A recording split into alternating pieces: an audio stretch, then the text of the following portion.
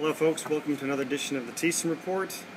Today I want to talk about the Bilderberg Group, and more specifically their meeting in Chantilly, Virginia this year, and back in late May, early June of 2012. This report's a little overdue, but it's better late than never, and so we're going to get this information out to people. But just a brief history, the Bilderberg Group was a group that was founded in 1954 by Prince Bernhard of Holland, who before that was a black shirt Nazi during World War II. The basic goal of this group was to create the European Union, which has been created now, and then eventually form a world government, or what some people refer to as the New World Order. That's what it is. That's the New World Order plan, is a global government ruled by a tiny elite and a bunch of banksters. That's basically what it boils down to, if you want to boil it down really simply. But this group has been meeting every year, usually in the beginning of June, roughly every year since then, and they typically meet 3 out of every 4 years. They meet in Europe, somewhere in Western Europe, one of those countries, and 1 out of every 4 years they usually meet in North America, either Canada or the United States. Most recently this year they met in Washington, D.C., or, well, Chantilly, which is just outside of D.C. And they actually met there 4 years ago for logical reasons, because their meeting preceded the 2008 elections back then, just like their meetings this year are preceding the 2012 elections. These are the kingmakers. These are the people that are pulling the strings. These are the people who have a lot of power.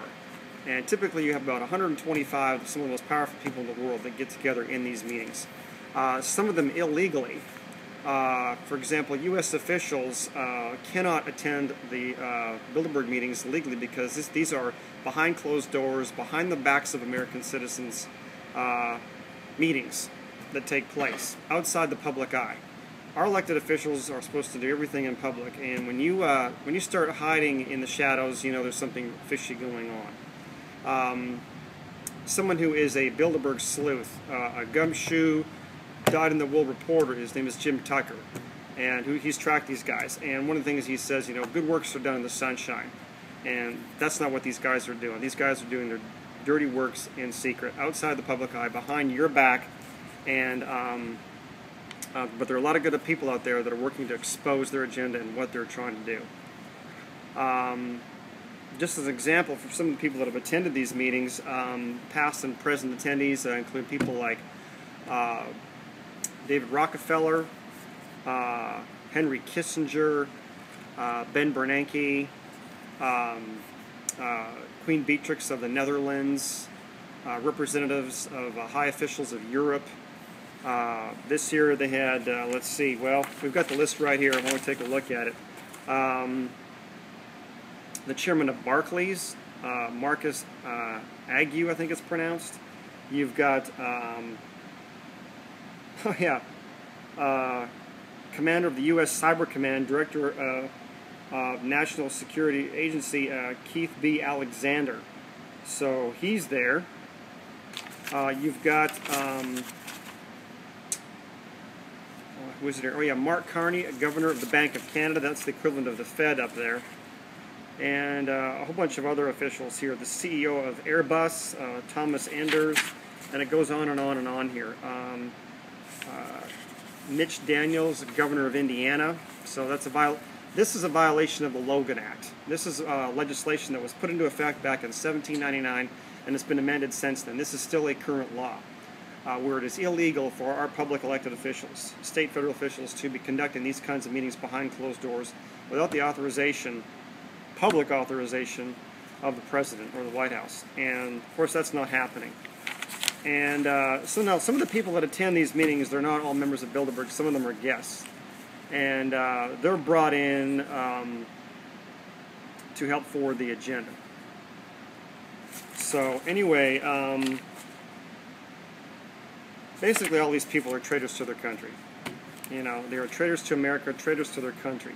I mean, David Rockefeller, by his own admission in his book Memoirs, written back in 2002, he openly states, and I'm kind of paraphrasing this, but you can Google it for yourself, where he basically says Well, I've been accused of working against the interests of the United States and working towards a one world order, and some people call me a traitor, and if that's the charges, I'm guilty as charged, and I'm proud of it. So he's proud of it. There you go. I mean, these people are becoming more and more bold about what they're doing. But the good thing that's happening is alternative media is exposing what these people are doing. The formation of a world government, which means treason as far as Americans are concerned, and all the different agendas that feed into that new world order, whether it's Agenda 21, the UN Small Arms Treaty, the formation of the North American Union, gun-grabbing legislation. When you follow the breadcrumbs, it usually leads to the roundtable groups such as the Council on Foreign Relations, the Trilateral Commission, and ultimately the Bilderberg Group. Now, there are other roundtables such as the Club of Rome and other groups that are trying to do the same thing, but these roundtable groups go back quite a ways. And like I said, that is their goal, the formation of world government with everybody under their thumb, and that's putting it nicely. Now, the alternative media is exposing this. Mainstream media will not, because they're basically prostitutes. They're basically just a bunch of whores because they've sold themselves to tell lies. You know, yeah, hookers on the street, they sell themselves for sex. These guys sell themselves for lies. Mainstream media lies, okay? And that's not overstating it here. I mean, big banks, corporations run the media, and anything they don't want in there isn't going to get through for the most part, okay? Stuff like this is basically blacked out. You go to other countries, it's a little bit different, but here in the U.S., it's actually the worst.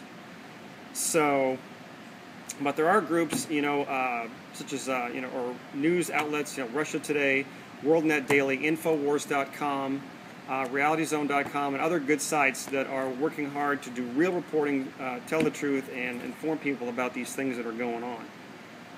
So in some of the upcoming videos we're going to be showing, we're going to be breaking down this year's event in Chantilly, Virginia, back in the beginning of June of 2012. And like I said, alternative media is exposing this on the internet. Mainstream media, they won't give the stuff the time of day. And that's largely because, like I said, a lot of these groups are owned by the big banks and corporations, so they're not going to spill the beans on this. But a lot of the heads of some of these groups, like the Washington Post, I think Graham is her name, I forget her first name. I think it's Lisa Graham. I could be wrong there, but Graham anyways. CEO of the Washington Post and other media outlets that actually attend this meeting. So they're there, they know about it, but they're part of the program. They're not there to inform you. You know, once again, another David Rockefeller quote. This goes back to, I think, like 1991, a CFR meeting where he basically says he wants to thank the Washington Post, the New York Times, and other great publications for their promises of secrecy over the last 40 years. This is 1991, so this goes back to the 50s that he's referring to. Because you know, again, I'm paraphrasing a bit here, but thanks to their keeping things secret, we've been able to forward our agenda, because under the lights of public scrutiny, we couldn't have accomplished this. So with the cooperation of the sellout media, they've been able to advance this without too many people knowing or raising their hackles about it. But like I said, thanks to alternative media, that is changing. The alternative media is really like the rise of the mammals compared with the death of mainstream media, you know, the mainstream media dinosaurs. You know, they have sold themselves out, they've burned up their credibility. Gallup polls showed 2 years ago that their trust factor with the public was in the toilet, like around the 20 percentile range, low 20s for TV and newspaper. So anyway, that's it for this video here. But coming up in a minute, coming up in a little bit, I guess, we're going to be posting some more videos in follow-up to this to talk about this year's event in Chantilly. Thank you.